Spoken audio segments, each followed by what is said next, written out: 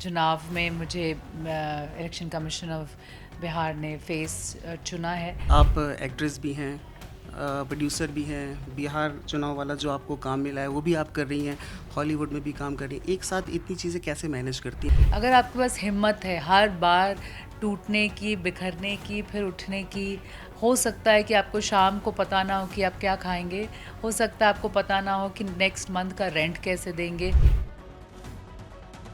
भोजपुरी फ़िल्मों को, गानों को लेकर बहुत सारी बातें होती हैं, आप भी जानते हैं, हम भी जानते हैं। किसी का पर्टिकुलर नाम नहीं लेंगे। लेकिन क्या आपको लगता है कि जिस तरह की फ़िल्में और गाने बनते हैं, क्या उनमें कोई सुधार की ज़रूरत? आप जो है, क्या पता 10 साल बाद बिहार की सीएम बन जाएँ। तो मैं बस ये समझना चाहता हूँ कि पॉलिटिक्स में भी आप आना चाहेंगी, वहाँ भी किसी की कुर्सी आप खाली करेंगी? जब तक मेरे पैर में छाले नहीं पड़ जाते थे और उस पर मैं भी पट्टी बांध के मैं रियाज़ नहीं करती थी, ये लास्ट ईयर की बात है, तब तक मुझे लगता था कि शायद मुझे आ नहीं रहा है। आप नीतू चंद्रा नाम लिखती हैं, सोशल मीडिया पर नीतू चंद्रा श्रीवास्तव लिखती हैं। क्या रीज़न इसके पीछे? आपने शादी कर ली है या फिर कुछ इसके पीछे कोई एस्ट्रोलॉजी है, कुछ है? तिनका तिनका जोड़ के हम यहाँ तक पहुँचे हैं। हम किसी बैकग्राउंड से नहीं आते हैं। हमको इतना पता था कि हमको मेहनत करना कि है। अगर आप सीएम बन जाएँगी तो बिहार में किस तरह के सुधार देखना चाहती हैं? अक्सर लोग शिकायत करते हैं कि इस एक ज़िंदगी में कितना काम करें, एक काम करें या फिर कई सारे काम करें। लेकिन कई बार कहा जाता है कि एक काम करिए और अच्छा काम करिए। लेकिन आज हमारे साथ एक ऐसी मेहमान मौजूद हैं जो एक साथ कई सारे काम कर रही हैं और सारे काम अच्छे कर रही हैं। तो हमारे साथ मौजूद हैं मशहूर अभिनेत्री और national award winner Neetu Chandra ji. Neetu ji, बहुत स्वागत है आपका बहुत दैनिक जागरण में। शुक्रिया, बहुत शुक्रिया। आपको सबसे पहले अपने गेस्ट के बारे में बता दें। हमारी जो गेस्ट हैं उन्होंने राष्ट्रीय ताइक्वांडो में 9 बार बिहार का प्रतिनिधित्व किया है और 3 बार भारत का प्रतिनिधित्व किया है। आप जो हैं बिहार की पहली मार्शल आर्टिस्ट बनकर आपने पदक भी जीता है। उसके बाद आपने 15 फ़िल्में की हैं और पहली फ़िल्म जो आपकी थी वो अक्षय कुमार और जॉन अब्राहम के साथ थी। फ़िल्म का नाम गरम मसाला था। उसके बाद आपको मिथिला मखान के लिए राष्ट्रीय पुरस्कार मिला। आप इस फ़िल्म की निर्माता भी रही हैं। तो अभी वो यहाँ पर रुकी नहीं है क्योंकि उन्होंने बॉलीवुड और ये सारी चीज़ें करने के बाद हॉलीवुड का भी रुख किया।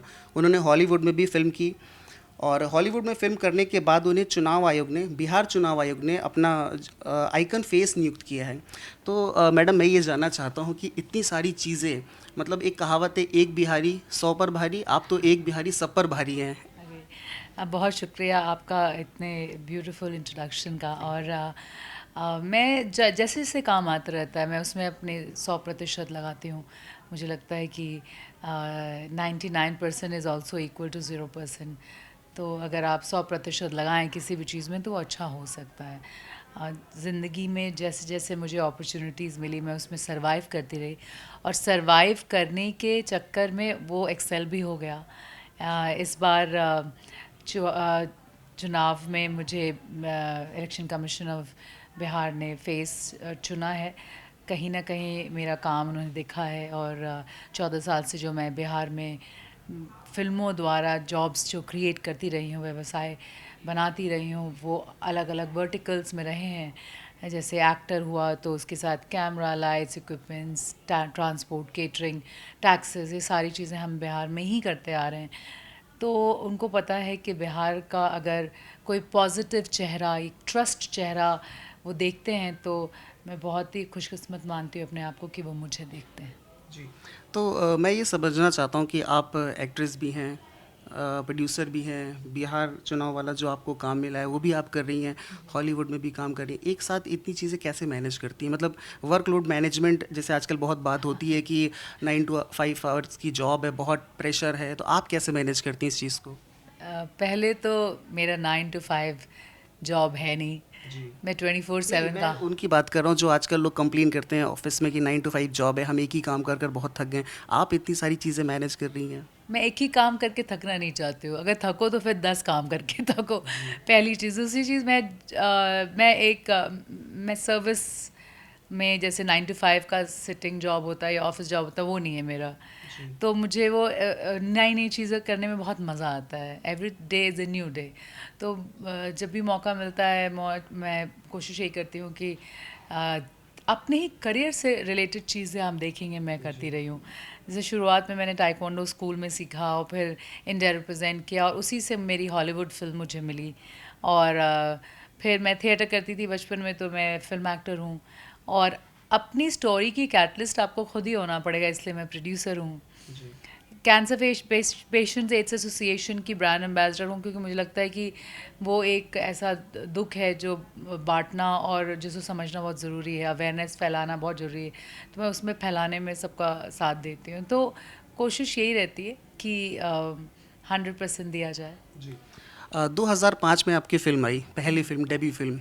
मतलब इतने बड़े एक्टर के साथ में आपकी फ़िल्म आई और इतना ड्रीम डेब्यू हुआ, मतलब क्या रिएक्शन था? कैसे वो फ़िल्म आपको मिली? अगर कोई नया युवा जाना चाहता है या कोई एक्टर, एक्ट्रेस बनना चाहता है, तो क्या फ़ॉर्मूला है? कोई फ़ॉर्मूला है या फिर मतलब फार्मूला मेहनत है? फार्मूला तो कुछ नहीं है, लेकिन मुझे कुछ भी मिल जाता है तो मैं मेहनत बहुत करती हूँ। मुझे लगता है वही एक तरीका है।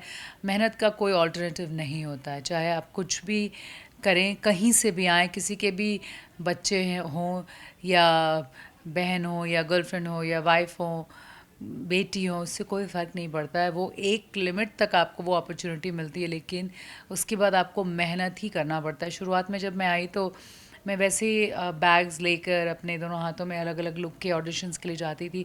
मैं मात्र 16 या 17 साल की थी उस वक्त जब मैंने ये किया था। और 2 साल तक मैं लिटरली, मुझे कोई काम भी नहीं मिला था, ऑडिशन करती रहती थी। एंड देन जब मेरे पास एड्स आए तो बहुत सारे एड्स आए। मैंने एक ऐड किया था प्रियदर्शन सर के साथ, अमिताभ बच्चन के साथ फीचर्ड थी, प्रियदर्शन सर ने डायरेक्ट किया था, पार्कर पेन का ऐड। और उस ऐड से मुझे प्रियन सर ने ऑफ़र किया था गरम मसाला। और उस फिल्म से फिर मुझे ट्रैफिक सिग्नल मिला, फिर ओए लक्की लक्की ओए मिला, फिर रन अपार्टमेंट सब मिला। तो अ, एक फार्मूला बस ये है कि शिद्दत से अपने काम को करना बहुत ज़रूरी है। और जस्ट बिकॉज आप अच्छे दिखते हैं, ज़रूरी नहीं वो क्राइटेरिया कि आपको काम मिल जाए।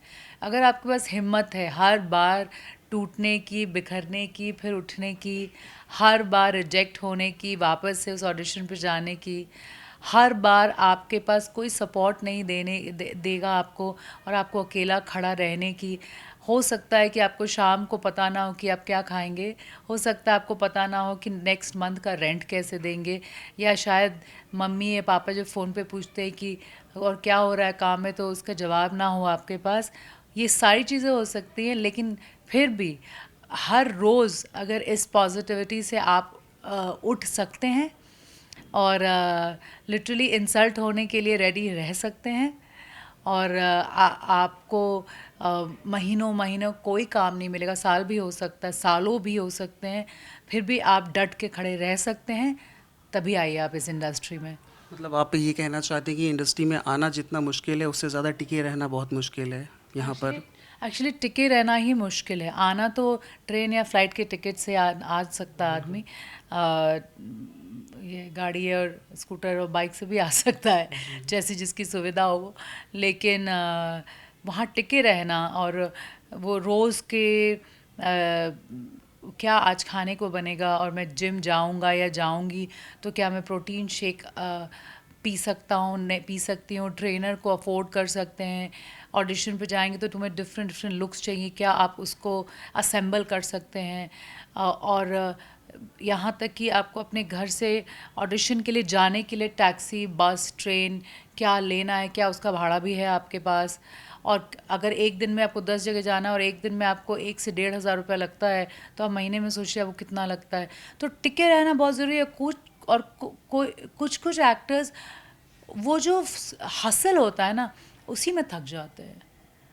तो जब आपने करियर शुरू किया, तो करियर शुरू हो गया, डेब्यू फ़िल्म आ गई आपकी, नर्वसनेस होती थी, उसके बाद स्ट्रेस होता था कभी आपको? या अभी जैसे इतने साल हो गए आपको काम करते हुए, एक फ़ील होता है कि नहीं अब तो मैंने बहुत सारा काम कर लिया, अब स्ट्रेस नहीं होता, अब कूल एकदम? मैं हमेशा से कूल ही रही हूँ, I tell you why, because मैं बचपन में मैंने स्पोर्ट्स कर लिया था। जी। मैंने इंडिया रिप्रेजेंट कर लिया था जब मैं 9th स्टैंडर्ड में थी। और बचपन से मेरे फादर का एक्सीडेंट हो गया था जब मैं 15-16 साल की थी। उनकी याददाश्त चली गई थी, वो कोमा में थे। तो 10th स्टैंडर्ड के बाद मैंने घर से कभी पैसा नहीं लिया है।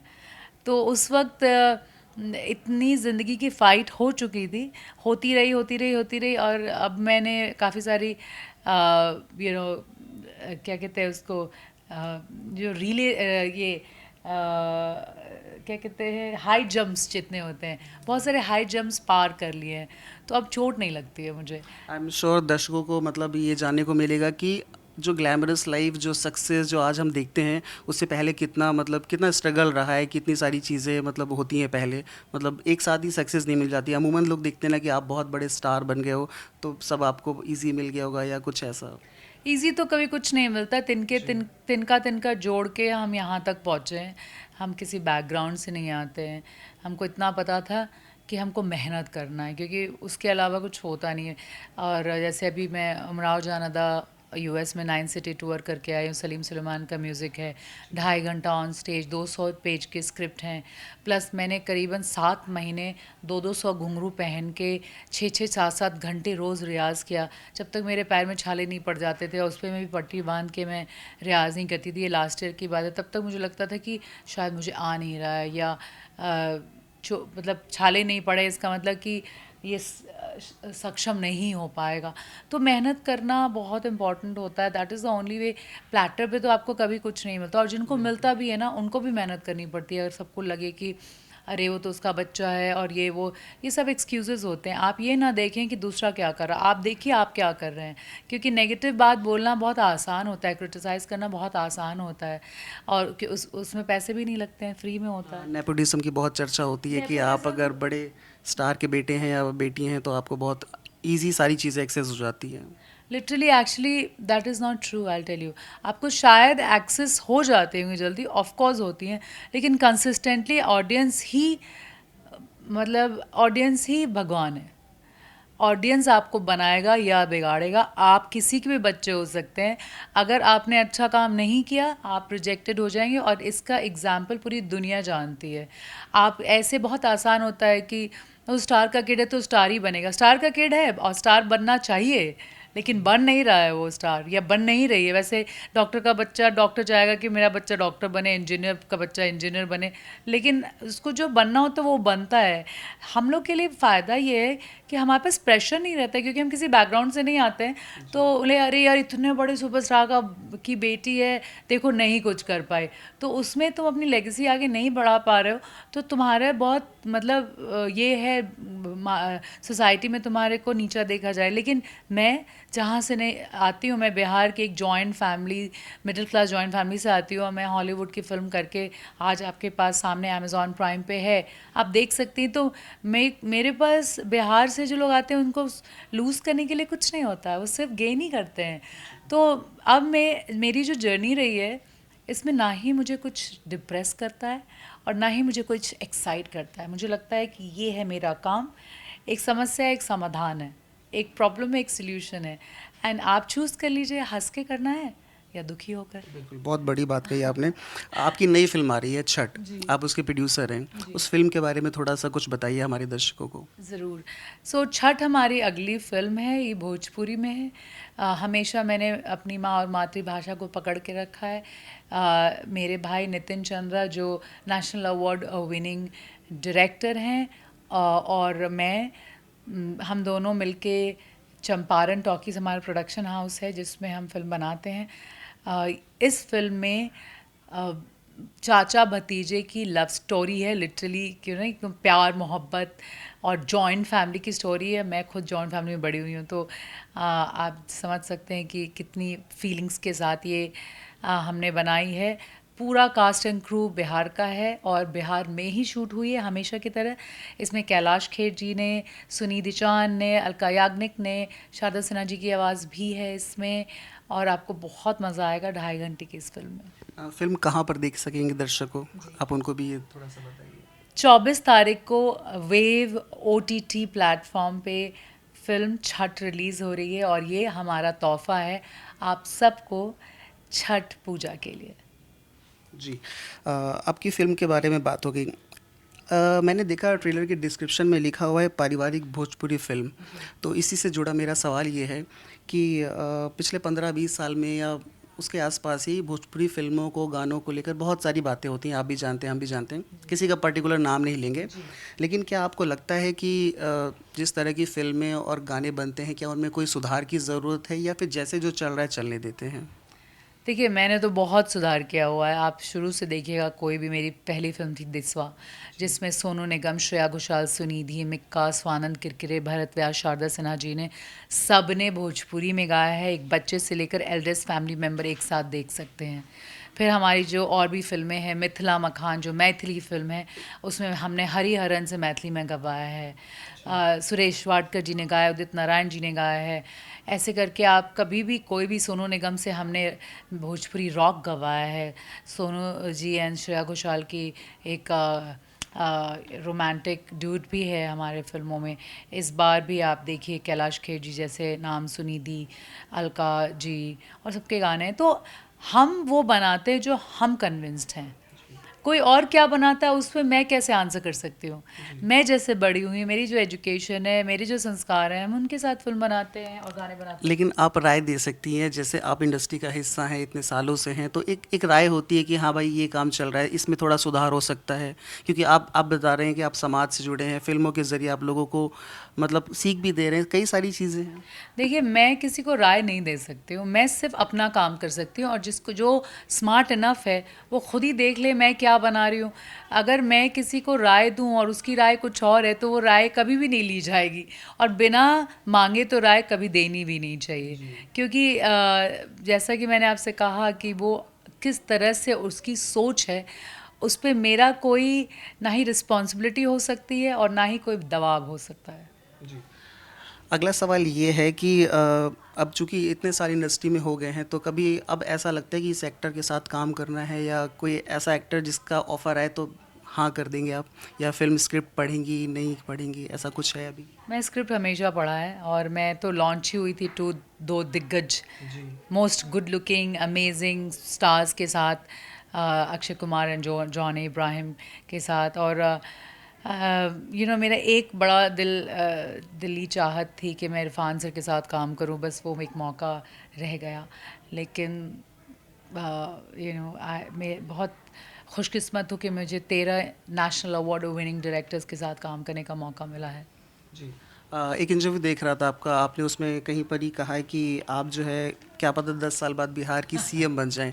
तो ये इतनी सारी चीज़ें कर मुझे ली हैं डर ही लग आपने, रहा तो था कि आप ही के जैसा कोई अभी मुझसे ये तो पूछने तो वाला। मैं बस ये समझना चाहता हूँ कि पॉलिटिक्स में भी आप आना चाहेंगी, वहाँ भी किसी की कुर्सी आप खाली करेंगी? खाली करूंगी मैं। मैं किसी की कुर्सी खाली करने के लिए नहीं हूँ यहाँ पर। क्या क्या हम आपको कभी सीएम बनते हुए देखने वाले हैं? माय गॉड, ये बहुत ही टफ क्वेश्चन, नीतीश सर। मैंने बिल्कुल भी ऐसा कुछ क्वेश्चन नहीं बोला कि ये सब मेरे पीछे पड़े रहते हैं, पॉलिटिक्स पॉलिटिक्स। मैंने बोला कि अब फ्यूचर कौन जानता है, डेस्टिनी में क्या लिखा है। हो सकता है कि 10 साल के बाद मैं सीएम बन जाऊँ, और लिटरली ये हो भी सकता है कि मैं पॉलिटिक्स में आ जाऊँ, कुछ कर लूँ। यू नेवर नो कि फ्यूचर क्या लिख रहा है आपके लिए ना। जी। पार्टी का नाम तो मैं नहीं पूछूंगा, लेकिन ठीक है, ऑल द बेस्ट आपको कि उससे आप अगर नीतू पार्टी हो पॉलिटिक्स में आए। सकती है। जी जी। अच्छा, एक सवाल ये है कि आप बिहार चुनाव आइकन, आप फेस हैं वहाँ पर, तो आप इसे किस तरह से लेते हैं? आप इसे उपलब्धि मानती हैं, जिम्मेदारी मानती हैं, आप इसको किस तरह से लेती हैं? बिल्कुल, बहुत बड़ी ज़िम्मेदारी है। This is a big responsibility, it's a duty.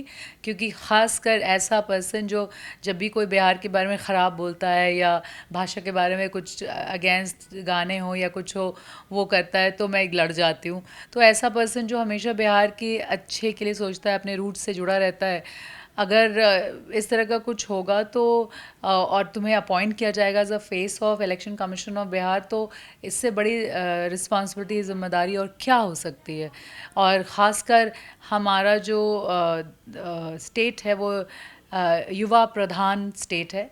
और मैं यूथ को ये बोलना चाहूँगी कि ये छुट्टी जैसा ना सोचें कि 6 तारीख 11 तारीख की छुट्टी मनाई जा रही है, बिल्कुल भी नहीं। You have to come out, you have to vote. लेकिन क्योंकि बाद में बस आप शिकायत नहीं कर सकते कि ऐसा और वैसा। This is in your hand, it's your future, ये आपका भविष्य। प्लीज़ बाहर आइए और वोट दीजिए। वोट देना बहुत ज़रूरी है। जी। बहुत अच्छी बात आपने कही कि वोट दीजिए, वोट देना बहुत ज़रूरी है। एक सवाल रह गया था कि अगर आप सीएम बन जाएंगी तो बिहार में किस तरह के सुधार देखना चाहती हैं? अभी के हालात देखते हुए आपको क्या लगता है कि बिहार में इस चीज़ की बहुत ज़रूरत है? देखिए, बिहार में चेंजेस बहुत हो रहे हैं और हो चुके भी हैं, होते जा रहे हैं, लेकिन it's a long way. Okay. ये स्टार्ट हो चुका है, जैसे कि स्पोर्ट्स पॉलिसी नहीं थी, स्पोर्ट्स पॉलिसी लागू हो चुकी है। फिल्म पॉलिसी नहीं थी, फिल्म पॉलिसी भी लास्ट ईयर लागू हो चुकी है। और कहीं ना कहीं अगर पलायन रुक जाता, क्योंकि अगर हर क्षेत्र में, हर अलग अलग डिपार्टमेंट्स में जॉब्स क्रिएट होते रहेंगे तो लोग कहीं जाएंगे नहीं। अपने माँ बाप को बूढ़ा होते छोड़कर उनको जाना नहीं पड़ेगा। दादा दादी हों, हम लोग जॉइंट फैमिली वाले लोग, बिहारी लोग होते हैं जनरली, तो उसमें तुम्हारे पीछे चाचा चाची छूट जाते हैं, दादा दादी छूट जाते हैं, पापा मम्मी भी छूट जाते हैं, सब लोग छूट ही जाते हैं। अगर पलायन ना हो तो मिल के फैमिली के साथ रहा जा सकता है और काम भी किया जा सकता है। जी बिल्कुल। तो मुझे लगता है कि आपको ये चर्चा बेहद पसंद आई होगी और एक बार मैं आपसे चाहूँगा कि आप अपनी फ़िल्म के बारे में एक बार फिर से दर्शकों को बता दें, ताकि वो भूलें ना कहाँ पर फ़िल्म देख सकते हैं और फ़िल्म कब आने वाली है। हमार नाम नीतू चंद्रा बाटे।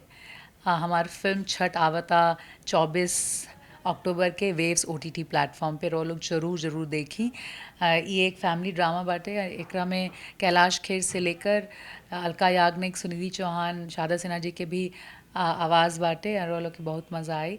एंड दिस इज़ अ उपहार टू ऑल ऑफ़ यू। नमस्ते, मैं नीतू चंद्रा और छठ फिल्म लेकर आ रही हूँ as a producer on the 24th of October Waves OTT platform पे। आप ज़रूर देखें, it's a family drama and आपको बहुत मज़ा आएगा। कैलाश खेर, सुनिधि चौहान, अलका याग्निक जी और शारदा सिन्हा जी की भी आवाज़ है। National award winner Nitin Chandra ने इस फिल्म को डायरेक्ट किया और मैंने प्रोड्यूस किया है। जी जाते जाते एक सवाल और आखिरी में लेंगे। आप नीतू चंद्रा नाम लिखती हैं, सोशल मीडिया पर नीतू चंद्रा श्रीवास्तव लिखती हैं, क्या रीज़न इसके पीछे? आपने शादी कर ली है या फिर कुछ इसके पीछे कोई एस्ट्रोलॉजी है, कुछ है? देखिए, जब मेरी हॉलीवुड फिल्म आ रही थी लास्ट ईयर, तो मैंने सोचा था कि जब हॉलीवुड फिल्म आएगी तो मैं अपने फादर का लास्ट नेम अपने नाम के साथ जोड़ूंगी, उनको रिस्पेक्ट देने के लिए। चूँकि मेरे फादर का देहांत 9 साल पहले कैंसर से हो गया था, तो ये मेरा वो मौका था कि मैं अपना नाम में श्रीवास्तव जोड़ लूँ। तो मेरे फादर का नाम था, मतलब लेट श्री उमेश चंद्र श्रीवास्तव, और अब मैं नीतू चंद्रा श्रीवास्तव हूँ, सो इसलिए जोड़ा गया है।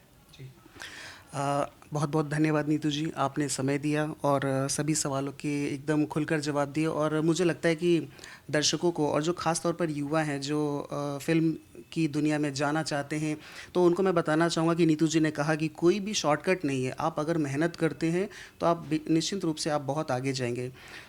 नीतू जी की फ़िल्म देखना ना भूलें आप, लेकिन साथ में दैनिक जागरण को भी फॉलो करें। नमस्कार, मैं नीतू चंद्रा और दैनिक जागरण एक फीलिंग है, हम उसके साथ बड़े हुए हैं।